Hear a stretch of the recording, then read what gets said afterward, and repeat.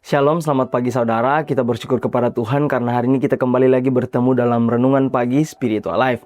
Pagi hari ini kita akan kembali merenungkan firman Tuhan dalam Imamat pasal 2 ayat 4 sampai ayatnya ke-6 dengan judul Dari Potensi Menjadi Persembahan.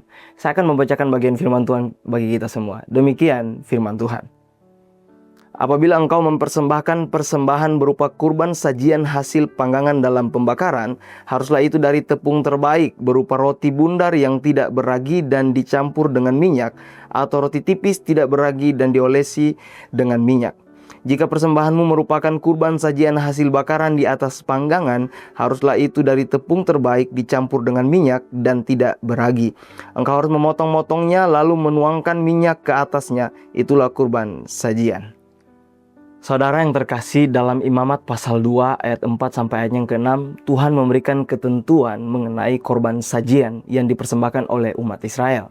Korban ini tidak berupa gandum mentah, tetapi tepung halus yang telah diolah menjadi berbagai bentuk, yaitu dipanggang dalam oven, dimasak di wajan, atau digoreng dalam minyak.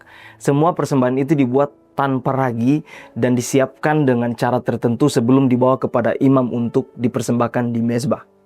Bagian ini menunjukkan dengan jelas bahwa korban sajian merupakan hasil dari sesuatu yang telah melalui proses pengolahan sebelum dipersembahkan kepada Tuhan.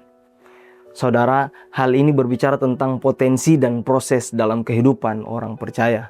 Gandum dapat melambangkan potensi yang Tuhan tanamkan dalam hidup setiap kita. Karunia, kemampuan, dan kerinduan untuk melayani. Namun potensi itu tidak langsung siap dipersembahkan.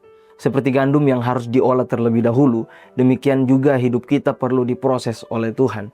Ia tidak hanya memberi potensi, tetapi juga membentuknya melalui berbagai pengalaman hidup.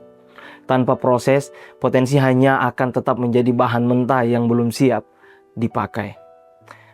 Saudara, implikasinya bagi orang percaya masa kini ialah kita perlu memahami bahwa keselamatan bukanlah akhir, melainkan awal dari perjalanan bersama Tuhan.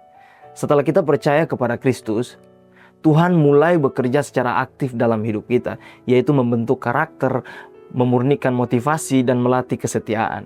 Proses ini seringkali tidak mudah, bisa melalui penantian, kegagalan, atau situasi yang tidak nyaman. Namun justru disitulah Tuhan sedang mengolah hidup kita. Karena itu respon kita bukan menolak proses, melainkan menerimanya dengan iman. Saudara, kita belajar untuk percaya bahwa setiap proses yang Tuhan izinkan bukan untuk merugikan, tetapi untuk mempersiapkan kita menjadi persembahan yang berkenan di hadapannya. Saudara, mari sejenak kita merenungkan firman Tuhan yang baru saja kita dengar. Saudara, bagaimana respon kita terhadap proses tersebut? Apakah menolak atau menerimanya dengan iman? Kiranya kita dimampukan untuk menjalani proses itu dengan benar, agar persembahan kita berkenan kepada Tuhan.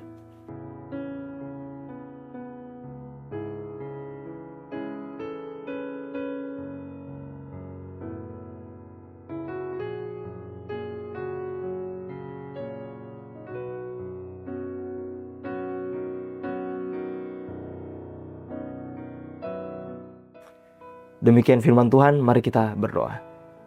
Kami bersyukur Tuhan buat kasih Tuhan yang tak pernah berkesudahan dalam kehidupan kami.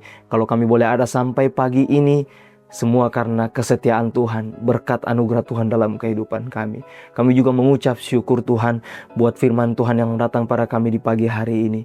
Mengajarkan kami kembali Tuhan ketika kami percaya kepada Tuhan. Biarlah hidup kami siap diproses untuk menjadi persembahan yang berkenan kepada Tuhan.